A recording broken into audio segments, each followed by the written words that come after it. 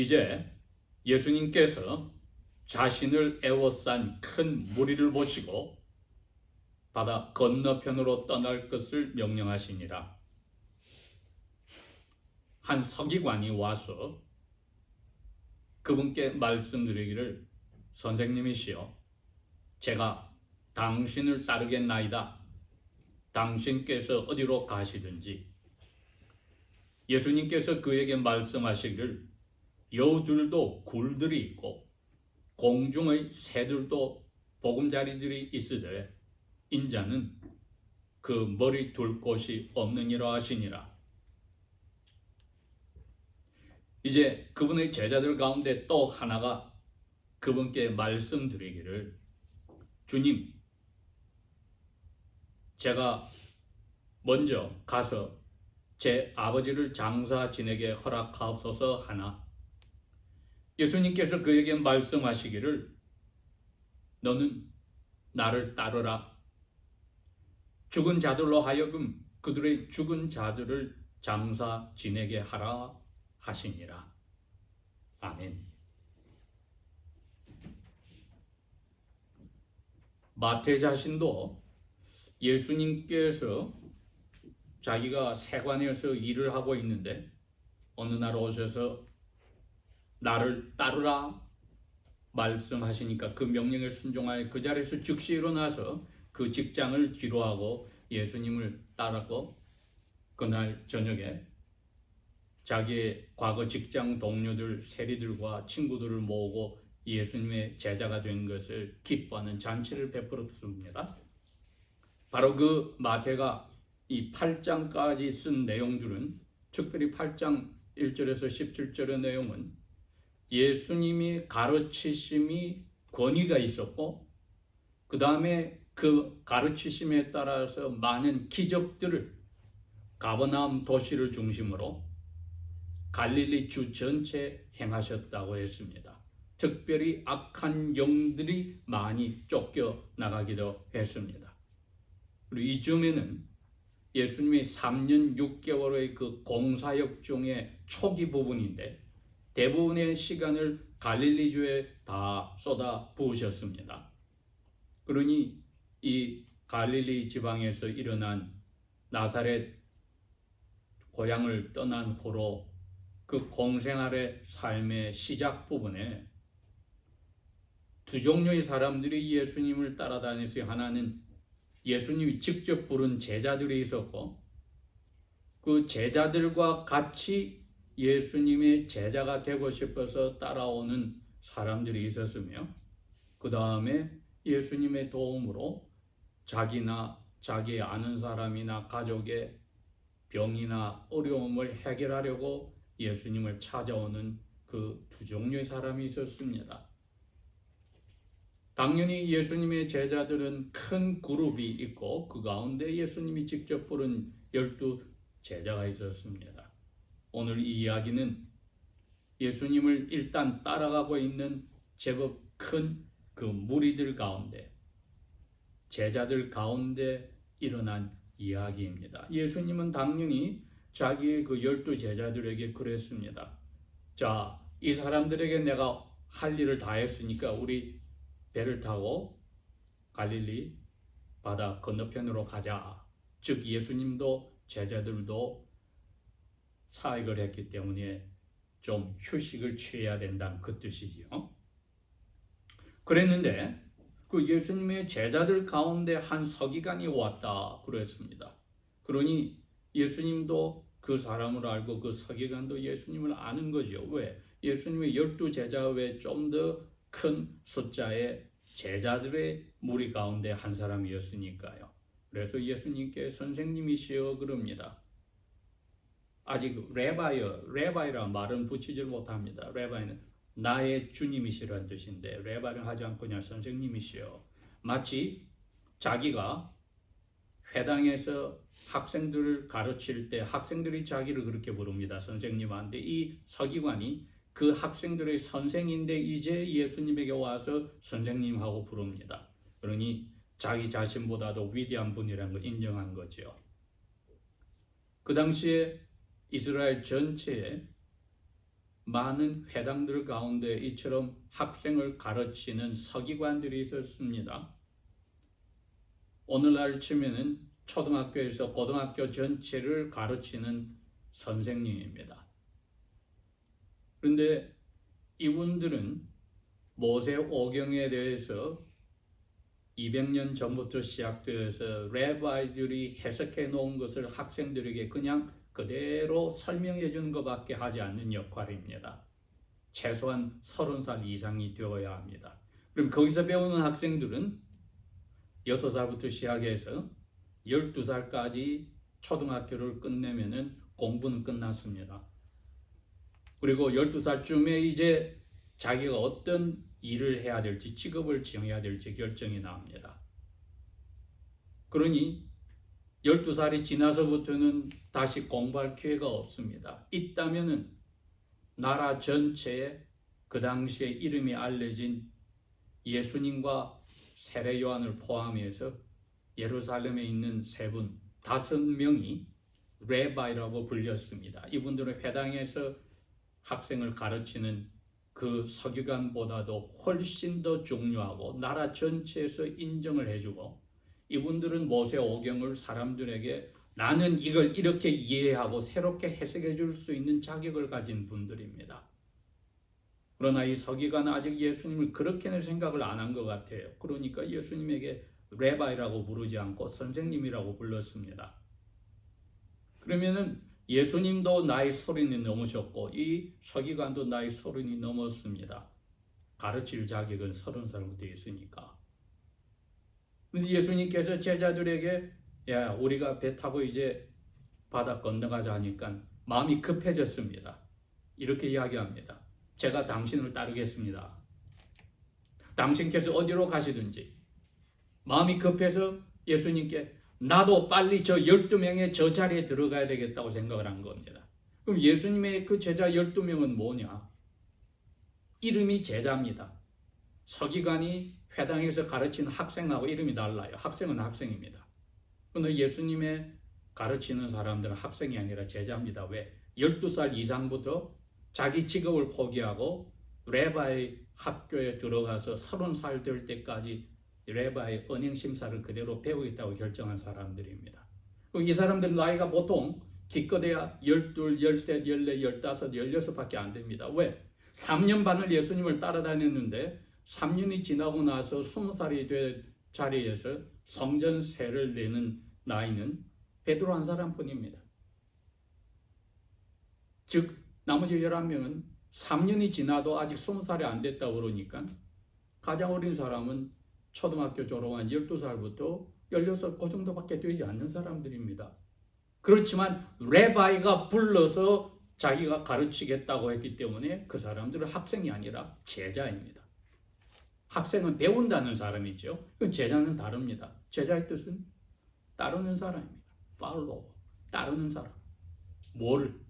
레바이를 따릅니다. 왜 따릅니까? 레바의 생각하고 말하고 행동하고 다른 사람들하고 리액션하고 그대로 본받아서 레바이처럼 똑같이 되겠다고 하는 것이 제자란 사람들의 할 일입니다. 그래서 서기관이 저도 저 12제자처럼 그렇게 되고 싶습니다. 그 뜻입니다. 저도 당신을 따르겠나이다. 여러분, 당신을 따르겠나이다. 이 동사입니다. 따르겠습니다. 그 명사가 뭡니까? 제자입니다. 저는 당신의 제자가 되겠습니다. 그 뜻입니다. 따르겠습니다. follow. 제자가 되겠습니다. 어디 가든지 당연히 제자들은 예수님 어디 가든지 따라가니까요. 제 지인 되는 여기 고등학교 성경교사가 몇 년 안 됐습니다. 한 20년 지났겠죠. 갈릴리에 가서 아직까지 유지가 되고 있는 레바이 스쿨에 가서 보니 12살부터 아직까지 꼬마들이 레바이하고 같이 생활하는데 버스 타고 내려서 화장실 가는데 화장실을 따라가더라는 겁니다. 2000년이 지나도 그 전통은 아직까지 유지가 되고 있어요. 어디든지 가겠습니다. 하나님 은혜를 주시면은 오늘 6월 마지막 주일과 또 다음 주 7월 첫 주에도 저희들이 큰 제목 이거 하나로 생각을 합시다. 예수님 따라간다는 게 무슨 뜻인가? 다른 말로 하면 예수님 제자 된다는 게 무슨 뜻인가? 저희들이 첫 번 듣는 게 아닙니다. 여러 번 들었지만 다시 한번 상기합시다. 당신께서 어디로 가든지 따라가겠습니다. 그런데 예수님이 너가 과연 나의 12제자와 같은 자리로 네가 오겠다고 말하는데 내가 너 말을 듣고 기뻐서 그래 나를 따라와 하기 전에 너 나를 따르려면은 뭐를 포기해야 되는지 값을 얼마나 너가 좋아하고 아끼고 원하는 것을 그만둬야 되는지 내가 이야기해 줄게. 저 둘의 여우들이 굴이 있어. 밤에 거기 자러 들어가. 날아다니는 이 참새들도 저녁이 되면 나뭇가지에 보금자리가 있어. 거기 가서 잠들어. 그런데 인자, 다니엘 7장 25절에 나오지 인자란 말은 하나님이 앞으로 보내실 메시아의 타이틀입니다. 예수님이 나 나사렛 예수는 그렇게 하지 않고 나 인자는 하고 이야기를 해서 서기관은 무슨 말인지 압니다. 예수님이 나 인자는 했을 때는 이분이 다니엘에서 말한 그 오실 기름 부음 받으실 분 메시아 뜻이니까 그분이란 것을 스스로 밝히시네. 아주 마태복음에서 특이한 경우입니다. 왜 예수님이 이 사역의 초기에 자신을 밝혀버리면은 하나님의 영원 전부터 준비하신 계획이 엉클어질 수가 있습니다. 앞으로 3년 이상을 계속 사역하시고 이스라엘의 모든 시골까지 다 한 바퀴 돌아야 되는 시간이 필요한데 자기 자신이 메시아라고 밝혀지면 벌써부터 사탄의 꾀임을 받은 지도자들과 무지한 백성들이 예수님을 죽이고 사역을 방해할 수 있습니다. 그래서 아직까지 밝힐 때가 아니었습니다. 그런데 이분에게는 자신을 밝혔습니다. 왜? 이분의 마음이 serious. 그야말로 마음의 그 열정과 순수함을 봤으니 예수님이 마지막 테스트를 한 거죠. 그래, 나 인자야. 근데 나는 오늘 밤 어디서 잘지 내 머리 둘 집도 방도 없어. 마태는 그 말을 들은 이 서기관, 이 선생님이 예수님께 어떤 반응을 보였다 말이 없습니다. 그러나 예수님께서는 분명히 따르는 12제자뿐 아니라 더 큰 무리에 제자가 되고 싶어서 따르는 사람들이 있었단 말이죠. 서기관이 그 중에 하나였으니까 그들에게 똑같이 이 말이 적용된다는 것을 우리에게도 알려주는 겁니다. 우리가 예수님을 따라가는 예수님의 제자가 되었고 메시아의 이름까지 가진 크라이스트는 히브리 메시아의 히랍 말입니다. 그리스 말입니다. 우리가 크리스천이 되었으면은 과연 우리의 삶 자체가 예수님을 그대로 닮아가는가 언행심사에서 그렇다면 예수님이 잘 자리도 없다고 할 때 우리도 이것 때문에 걱정 근심한다는 것은 이건 예수님을 따라간다는데 뭔가 잘못된 거 아닌가? 그렇죠? 예수님이 밝혔잖아요. 내 제자가 되면은 잘 데도 없어. unstable-하다는 겁니다. 안전하지 않다는 겁니다. 그러니 오늘 저희들이 하나를 간직합니다.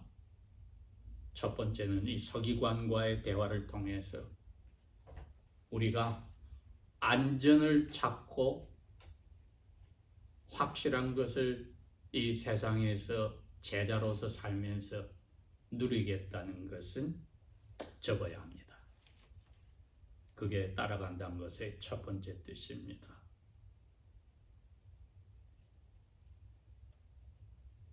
21절 그랬더니 두 번째 사람이 나타났습니다. 그 12명보다 많은 그룹의 제자들 가운데 또 한 사람이 예수님께 왔습니다. 이분은 지금까지는 몇 개월인지 모르지만 예수님하고 같이 어울렸어요. 그런데 이 사람에게는 second thought, 의심이 들어온 겁니다. 주님, 제가 첫 번째로 먼저 가서 제 아버지를 장사 지내게 허락하옵소서. 아버지 장사 지내는 것이 지금 저에게 더 중요합니다. 하나, 예수님께서 그에게 말씀하시기를 너는 나를 따르라 명령을 먼저 하셨습니다. 나를 따르라. 이게 12제자를 부를 때 똑같이 하신 말씀입니다. 그러니까 이 제자에게 예수님 그러셨어요. 예수님의 제자는 예수님이 돌아가실 때쯤에 12명이 아니었습니다. 120명 정도가 되었잖아요. 물론 부활하셨을 때 그 숫자는 정해졌지만은 그러니 대부분의 갈릴리 사람들이 12제자 외에도 이 제자의 그룹들이 있었다 이거죠. 그 중에 한 사람이겠죠. 결국은 이 사람. 왜 예수님이 넌 나를 따르라고 했으니까. 그 명령 거절한 제자는 없었습니다. 서기관에게는 나를 따르라 안 했어요. 너 지금 아직까지 재고 있지? 그래, 이게 리트머스 테스트야. 너 잘자리도 없고 앞날도 보장 없고 현재도 너 안전하게 너 지금 직장 가지고 가르치고 하는데 이거 아예 토대가 없이 나하고 같이 살 수 있느냐고 물었지만 이 제자에게는 너는 지금 나를 잘 따르고 있다가 지금 마음이 의심이 들어서 나를 따를 때 2번, 3번, 4번으로 다 뒤로 팽개쳤던 거 다시 너 끄집어 왔네? 너의 가족 관계 끄집어 왔네? 그게 지금 갑자기 너에게 나를 따르는 나와의 관계보다 더 중요하다고 생각하네? 결혼한 사람 같으면은 부부 사이가 그렇게 되겠죠? 가족을 가졌다면은 자녀들이 될 수가 있고 또 부모를 모시면 부모가 될 수가 있겠죠. 이 사람은 그렇게 된 겁니다. 부모의 자리입니다. 왜? 예수님의 제자가 보통 12에서 17, 16 사이의 젊은 사람들이니까 자기 부모가 지금 돌아가셨다는 뜻도 될 수 있고 돌아가지 않았지만은 가서 부모님 돌아가실 때까지 챙기겠다는 뜻도 될 수 있습니다. 이건 내가 생각했던 예수님의 제자의 삶은 이게 아닌 것 같은데 하고 의심이 들어왔다. 여러분, 이거는 오늘날 21세기를 사는 저희들에게도 자주 오는 시험입니다. 이거야말로 testing times, trial times. 우리에게 시시때때로 찾아옵니다. 내가 예수 믿는다고 하는데 예수 믿는 생활이 이게 맞나?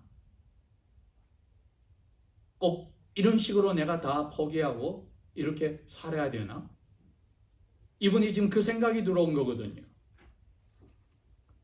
마태, 마가, 누가, 요한 이 사복음서는 예수님의 12제자 가운데 혹은 12제자를 통하여서 예수님을 알게 된 사람들이 자기 관점에서 쓴 예수님의 일생과 사역의 내용들인데 마태만이 이 문제를 가장 많이 서술한 사람입니다.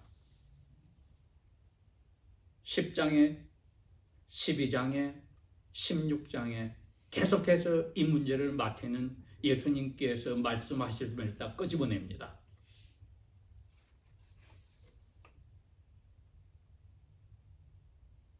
너는 나를 따르라. 죽은 사람들이 그 죽은 사람들을 장사하게 두고 너는 내 제자로서 할 일이 나를 따라서 나의 언행심사를 그대로 너 닮아가는 그 시간만 해도 지금 모자라. 3년 6개월에 얼마나 빠듯한데 나를 따르라. 마태는 이분이 no 했단 말이 없으니까 예수님의 따르라는 명령에 당연히 순종한 거죠.